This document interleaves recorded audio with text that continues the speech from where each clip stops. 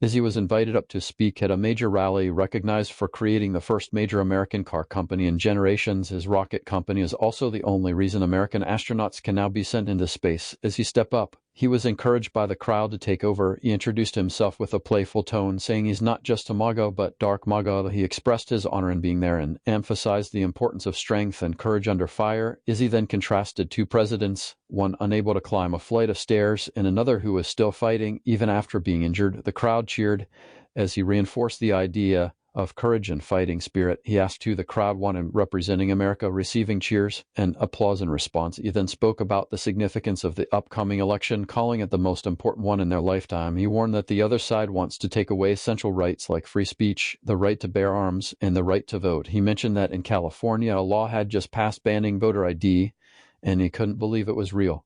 Without voter ID, he argued elections are meaningless. Izzy stressed that free speech is the bedrock of democracy, and without it, people cannot make informed votes. He explained that this is why the First Amendment exists, and the Second Amendment ensures the protection of the First. He insisted that President Trump must win to preserve the Constitution and democracy in America. The crowd began chanting, "We want Trump," while Izzy emphasized that this election was a must-win situation. He had one important ask for everyone: to register to vote. He encouraged everyone in the audience and those watching the live stream to get their friends, family, and coworkers register as well. Time was running out with only 2 days left to register in Georgia and Arizona. Izzy stressed how important it was to make sure people actually vote, warning that if they don't, this could be the last election. He repeated his call to action multiple times, urging people to go to swampthevote.com and double-check their registration. He made it clear that every vote counts and that the election could come down to a margin as small as 1,000 votes. He concluded by encouraging people to be persistent, urging them to tell everyone they meet to vote.